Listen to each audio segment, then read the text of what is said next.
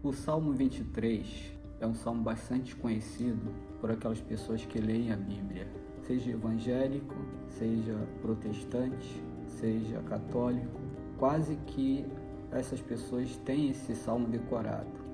Esse salmo fala sobre Deus na condição de nosso pastor. Inclusive, o primeiro versículo diz: "O Senhor é meu pastor e nada me faltará". Esse versículo, e todo o salmo, na verdade, remete a Jesus no Novo Testamento, quando Jesus assume a condição de bom pastor. Jesus reconhece, como todos os seus contemporâneos, que havia no passado, na história de Israel, relatado pelo Velho Testamento, pastores que não foram tão bons quanto Deus queria que fosse. E isso faz com que as pessoas na época de Jesus carecessem de um pastor nas qualidades que Jesus podia oferecer. E aí nós podemos pensar que ele assume essa condição de bom pastor porque ele tem a onisciência. Significa dizer que ele conhece todas as pessoas. Ele te conhece, ele me conhece, e por isso ele sabe as nossas carências. Em segundo lugar, ele pode atender as nossas carências, sejam elas materiais, emocionais ou espirituais, porque ele sabe que nós precisamos, e aí ele tem a solução para esses problemas que nós enfrentamos. Por isso ele se assume na condição de ser o bom pastor. Além disso, ele tem a possibilidade de nos proteger. O bom pastor, na época de Cristo, era aquele pastor que protegia as ovelhas, porque ele tinha essas ovelhas como sua propriedade. Logo, ele tinha a responsabilidade de protegê-las.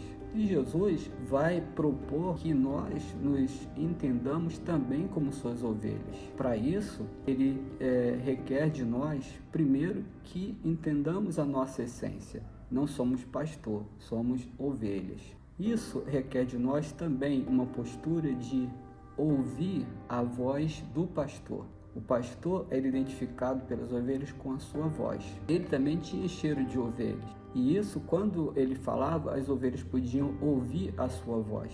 Quer dizer que nós podemos identificar a voz de Jesus como nosso pastor. Nós podemos ouvir qualquer coisa que a gente queira, mas a gente também pode decidir só ouvir a voz do bom pastor. Nesse caso, ouvir a voz de Jesus. Depois de ouvir a voz de Jesus, nós precisamos atender essa voz dele.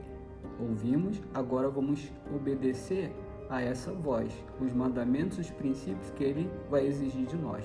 No momento em que nós, na verdade, ouvimos e atendemos, estamos prontos para seguir os passos desse pastor.